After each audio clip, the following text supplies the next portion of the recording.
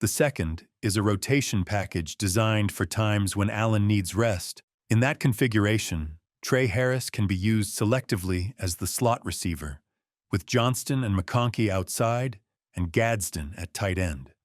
The cleaner and more coherent structure is to build around Johnston in the slot with outside separators and a tight end alignment that prevents easy brackets. Your splits support a recommended Johnston slot 11 package that keeps structure clean. Trey Harris as the boundary X receiver, Ladd McConkey as the motion Z, Quentin Johnston as the slot receiver, Oronde Gadsden II, aligned tight or condensed at tight end, and Omarion Hampton at running back. Harris matters here because you need an outside receiver who keeps the formation honest without forcing the offense to slow down. McConkey's role remains motion and leverage creation, not static slot volume. Johnston in the slot is supported by his positive expected points, added per target, and quicker access timing, while Gadsden aligned tight provides the condensed explosive threat that prevents defenses from simply bracketing Johnston in the slot all game. Hampton is essential as the scan and outlet option because this package is designed to tempt deeper concepts and must still have a pressure answer when the interior leaks. The tight alignment data also provides a clean answer for 12 personnel, defined as 1 running back, 2 tight ends, and 2 wide receivers. For Herbert, the best 12 personnel grouping is the one that simultaneously preserves a fast, reliable get-out-of-jail answer and still threatens the middle of the field vertically, so defenses cannot sit on throws.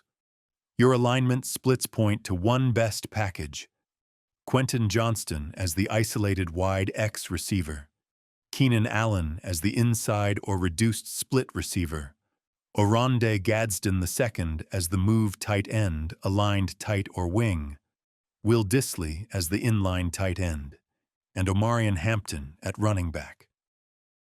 Johnston provides real boundary width and explosive threat. Allen provides the interior stabilizer role that prevents sacks and empty reps when spacing tightens. Gadsden provides the middle-of-the-field vertical stress and play-action payoff that makes 12 dangerous.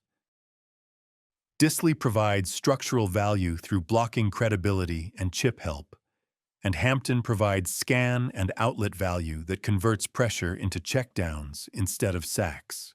To make that 12 personnel package play like true 12 rather than a crowded version of 11, Dissly should be attached to the formation as the true inline tight end, while Gadsden should be aligned as a wing or tight off-the-ball option, so he can release into seams and overs without being asked to block like a full-time inline tight end.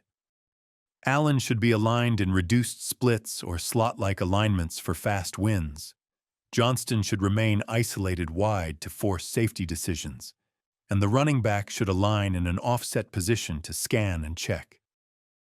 The traps to avoid in 12 personnel are using 2 blocking tight ends without Gadsden on the field, using McConkey as a static slot at volume, and using Gadsden as a full-time inline tight end instead of leveraging his tight or wing release value. 2 useful situational variants of the same core are a 12-speed version that swaps Allen for McConkey as a motion Z while keeping him moving, and a 12-money version that keeps Allen and emphasizes Gadsden tight seams and choice routes on 3rd down. The largest clarity lever for Herbert is not adding more concepts or even simply calling faster plays everywhere.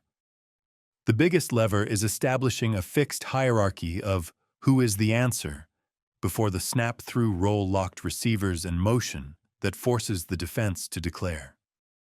Your splits show large efficiency differences by alignment and situation, which means roll overlap is expensive. Keenan Allen's slot production is a clear example of what clarity looks like: a consistent, reliable inside answer. McConkey's tight window profile indicates that he should not be the receiver the offense depends on when throws become compressed. His best value comes from motion and leverage creation, rather than contested catches. Johnston's tight window performance indicates he can function as a bailout and boundary finisher when windows are tight. Gadsden's data suggests his best job is to open windows early through seam and bender stress from tight or wing alignments, rather than being the tight window combat catch option in traffic. In other words, clarity is not that everyone can do everything. Clarity is that everyone does the thing they are best at every snap, even if the alignments shift. In practice, that clarity comes from rules rather than isolated plays. Responsibilities should be locked even if alignments move. Motion then functions as coverage truth serum, because if a defender runs with McConkey, it signals man coverage, while bumps or passes signal zone or match, giving Herbert pre-snap information about which side of the concept to live on.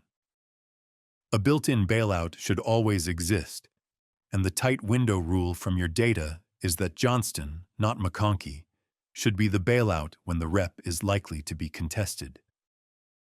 Gadsden should be used to prevent tight windows by forcing linebackers and safeties to respect seam and bender threats, turning tight throws into normal throws.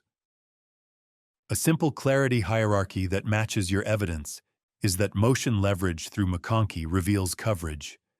The inside answer through Allen keeps the offense on schedule. Middle of the field stress through Gadsden punishes structure. Johnston serves as the bailout or finisher when it gets ugly, and the running back outlet erases sacks. The one-sentence takeaway is that the most clarity comes from roll-locked receivers and motion-forced coverage declaration, because your own splits show Allen wins inside. McConkey wins with leverage rather than tight windows. Johnston wins in tight windows, and Gadsden wins by stressing the seam rather than fighting in traffic. This is a really useful cut. The clean interpretation is that the players producing inside quickly are Allen, Harris, and Johnston, while the players producing inside later are Gadsden and especially McConkey. Fast middle-of-field wins create on-time rhythm and clarity. Late middle-of-field wins increase hold time and amplify the interior stress tax. From that, two decisive clarity rules fall out. First, the offense's middle-of-field and seam decision tree should run primarily through Keenan Allen and Oronda Gadsden II, rather than through Lad McConkey. Allen is the most reliable middle-of-field decision player because he combines large volume, strong expected points added per target, and a reasonable time to throw. Gadsden is the geometry warp player who creates leverage conflict and forces carry rules, but his longer time to throw profile implies he should often be a second or third read or a play-action defined target rather than a hold and hope primary. McConkey's near-neutral expected points added per target on huge middle-of-field volume is a warning sign about roll fit, not a statement that he is ineffective. Second, McConkey's job is to create declaration rather than to be the seam throw. The highest clarity version of the offense is McConkey as the motion and leverage tool that forces coverage identification, Allen as the inside option answer, Gadsden as the seam or bender conflict, Johnston as the payoff either outside or as an occasional big slot changeup, and Harris as the efficient secondary middle-of-field finisher. That structure is how you force the defense to tip its hand before the snap. This perspective does not change your best personnel groupings so much as it sharpens the coaching points inside them. The best 11 personnel clarity grouping remains Quentin Johnston aligned wide as the boundary X receiver, Lad McConkey aligned as the motion Z receiver, Keenan Allen aligned in the slot as the primary middle-of-field answer, Oronda Gadsden II aligned as a flex or tight end for seam and bender stress, and Omarion Hampton aligned at running back as the scan and outlet player. The key coaching point is that on middle-of-field and seam concepts, McConkey is often the influencer rather than the must-throw target. The best 12 personnel clarity grouping becomes slightly more conditional based on intent. If you are calling 12 personnel because you expect condensed windows or pressure, a clarity-first version is Johnston wide, Harris as the inside working wide receiver, Gadsden as the flex or tight seam stress, Will Disley as the inline tight end for protection structure, and Hampton as the scan and outlet player. If you are calling 12 personnel for rhythm against zone-heavy looks, you can swap Harris for McConkey, but you should keep McConkey in motion and avoid turning him into the tight window or congestion combat target. A simple, installable clarity blueprint that uses this seam or middle-of-field data correctly is that every drop-back concept should include motion identification, usually through McConkey, a fast middle-of-field answer, usually through Allen, a middle-of-field stressor, usually through Gadsden on seams or benders, a payoff option, usually Johnston outside or on a backside glance or post, and an outlet through the running back. That is clarity because Herbert is no longer figuring it out post-snap.